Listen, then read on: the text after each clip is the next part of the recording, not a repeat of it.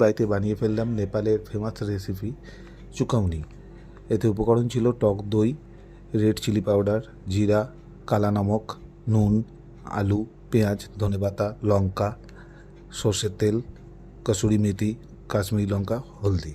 প্রথমে আলুগুলোকে কেটে ছোটো ছোটো হাফ করে নিয়ে সেটাকে গরম জলে সেদ্ধ করে, একটু নুন দিয়ে গরম জলে সেদ্ধ করেছি। আর এদিকে পেঁয়াজ, কাঁচা লঙ্কা, ধনেপাতা সব কুচি কুচি করে রেখেছিলাম। আলুগুলো সেদ্ধ হয়ে যাওয়ার পরে একটি পাত্রে টক দই, তার মধ্যে পেঁয়াজ কুচি, লঙ্কা কুচি,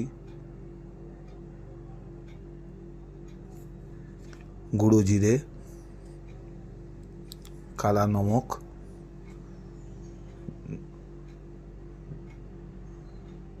নুন,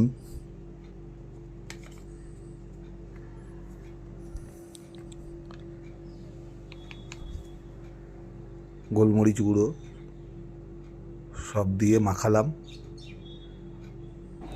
লঙ্কা গুঁড়ো মাখিয়ে এটাকে রেখে দিয়ে একটি পাত্রে তেল গরম করতে বসালাম। তাতে সর্ষের তেলটা গরম হয়ে গেলে তার মধ্যে কসুরি মেথি, কাশ্মীরি লঙ্কা গুঁড়ো আর হলুদ গুঁড়ো পরিমাণ মতো দিয়ে সেটাকে ভালো করে ফুটিয়ে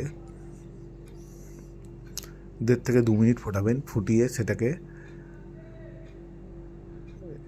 এই আমার মিশ্রণ করে রাখা আলুর মিশ্রণ টক দইয়ের তার মধ্যে ঢেলে সেটাকে পুরো নাড়িয়ে একদম মাখিয়ে ফেললাম। পুরো মিক্সিং করলাম পুরোটাকে দিয়ে এর মধ্যে ধনেপাতা কুচি ছড়িয়ে মাখিয়ে রেডি করে নিলাম নেপালি ফেমাস রেসিপি চুকাউনি।